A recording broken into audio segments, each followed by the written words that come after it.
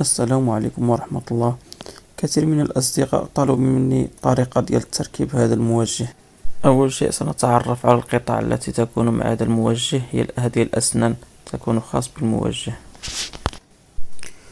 وهذه الدواسة كما تشاهدون يكون هنا الرقم الذي يكون على الدواسة يكون على الموجه، يعني نفس الرقم. ونحتاج هذا البرقي لتثبيت الموجه في آلة الخياطة. أول شيء نقوم بإزالة الدواسة والأسنان والصفيحة، ونقوم بتركيب الأسنان ديال الموجه.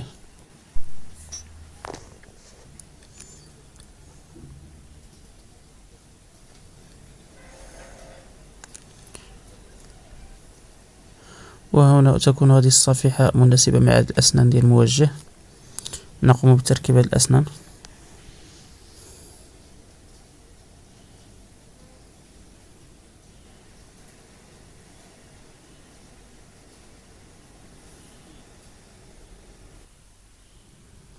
وهنا نقوم بتركيب الصفيحة،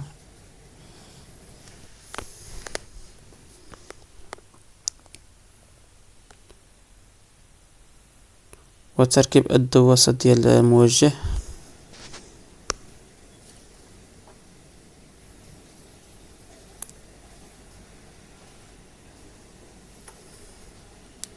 وهنا يثبت هذا الموجه ببرغي.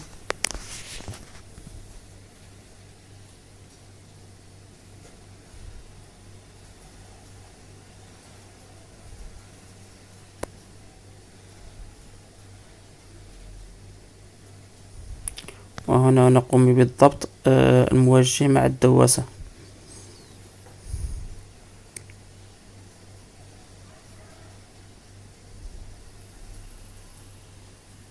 كما تشاهدون من هذا الاتجاه يكون على هذا الشكل.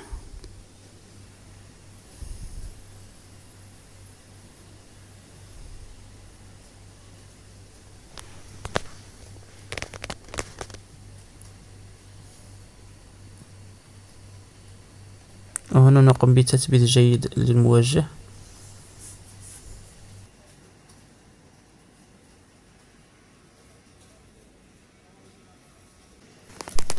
والآن سنقوم بتسريبة الموجه.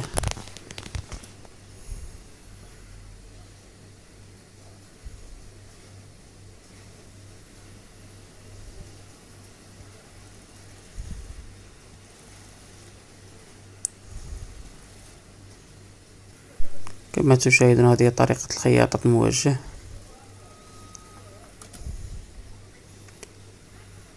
تكون على هذا الشكل، وكل موجه لديه قياس خاص به.